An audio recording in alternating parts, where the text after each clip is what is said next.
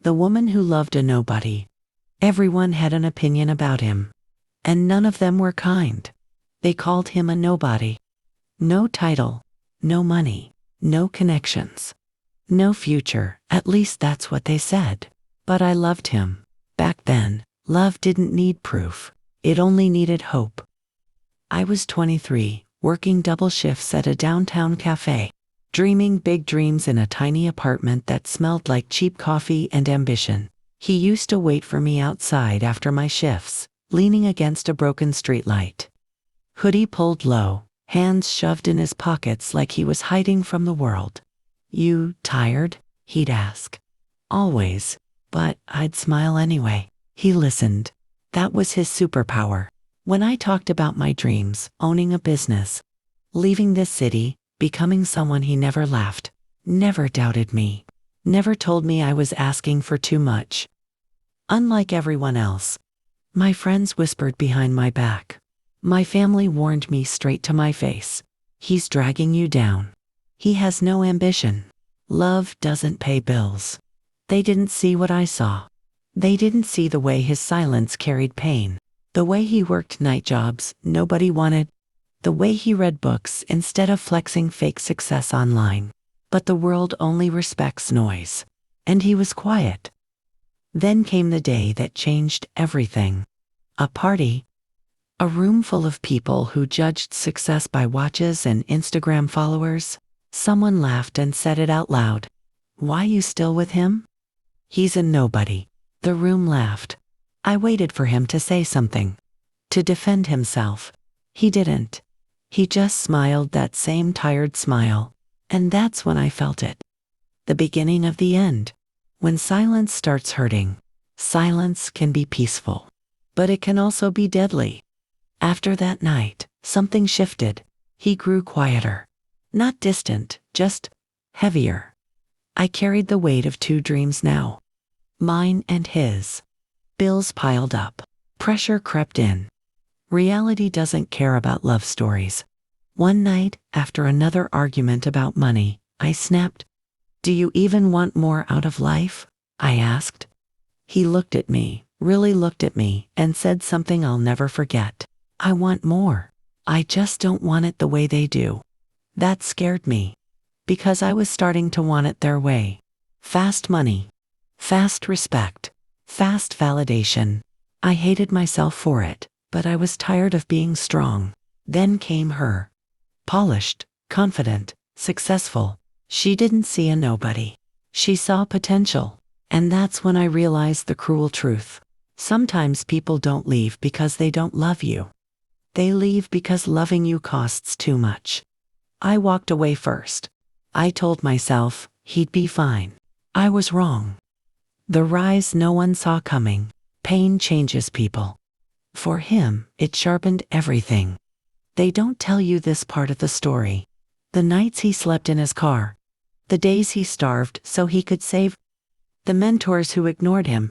The doors slammed in his face. He built himself in silence. No announcements. No flexing. No shortcuts. While I watched from a distance, convincing myself I'd made the right choice, then one day, his name popped up. Not in gossip. Not in drama. In success. Startup articles. Business podcasts. Investment rumors. The nobody became the man people quoted. And I felt sick. Because I remembered every moment they laughed at him. And every moment I stayed quiet. When they begged to be noticed. Success has a funny way of changing the room. The same people who ignored him now leaned in. The same voices that mocked him now praised him. And me. I stood in the crowd pretending not to care. Until we met again. Same eyes. Different energy. He didn't ask why I left. Didn't ask if I regretted it. He simply said, "I hope you're happy." That hurt more than any insult ever could. Because happiness wasn't the issue. Regret was. The woman's lesson. This isn't a love win story. This is a growth win story. He didn't succeed to prove them wrong. He succeeded because pain demanded evolution. And I learned something too. Never measure someone's future by their present silence. Never confuse quiet with weakness. And never walk away from potential just because the world hasn't noticed it yet. They called him a nobody. Now they beg to be noticed. And me. I finally learned to notice myself. Not everyone gets a seat in your future. They still talk about him. In rooms he never enters. At tables he no longer needs. In conversations that don't change his life. They say he's different now. Of course he is. Pain will either break you or teach you how to build walls with windows.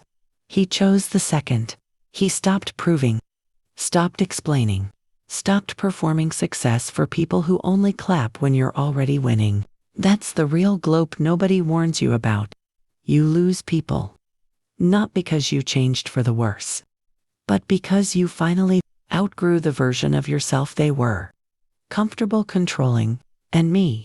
I finally understood my role in his story. I wasn't the villain. I wasn't the hero. I was the lesson. The moment where love met reality and reality won. And that's okay. Because women don't need to be perfect to be powerful. They need to be honest. Honest about what they want. Honest about what they can't carry anymore. Honest about the fact that sometimes survival looks like walking away. I used to think love meant sacrificing yourself until nothing was left. Now I know better. Love should never cost your future. And silence. Silence is not weakness. Silence is where vision grows. While the world is too busy judging noise, they called him a nobody. Because they couldn't see depth. Because they confuse loud with important. Because they measure worth by applause.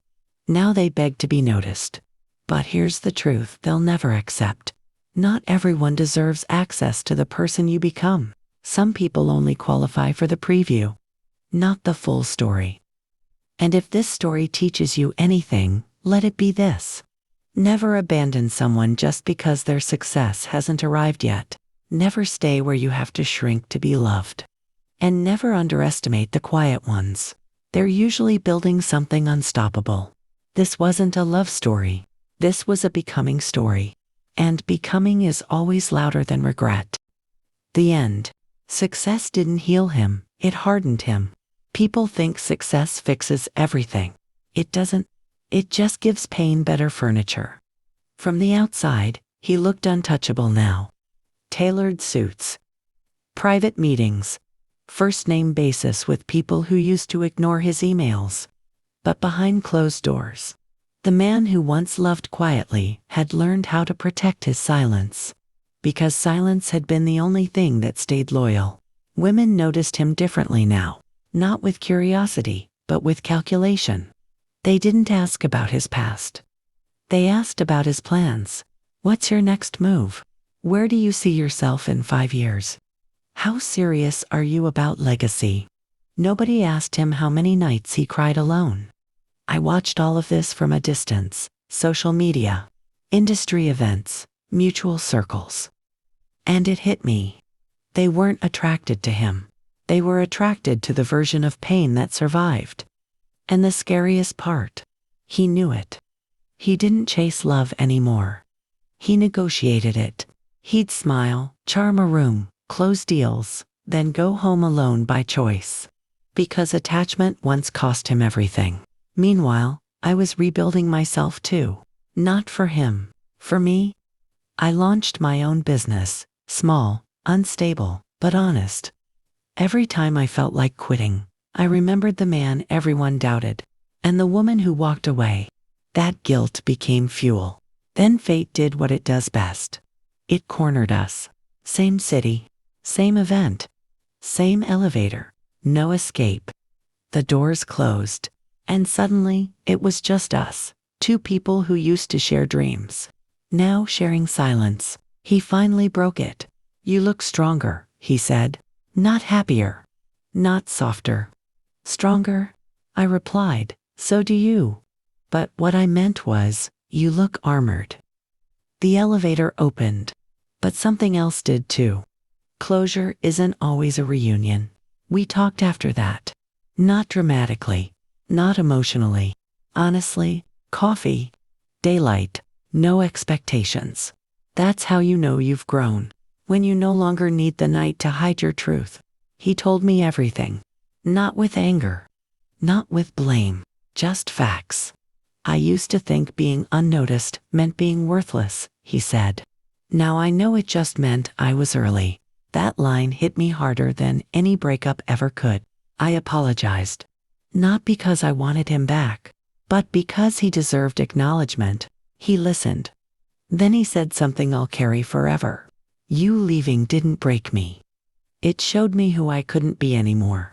And just like that, I understood. Some people are chapters, not endings. Love doesn't always mean staying. Sometimes it means learning, then letting go without poisoning the memory. We hugged. Not like lovers, like survivors. As we walked away in opposite directions, I realized something powerful.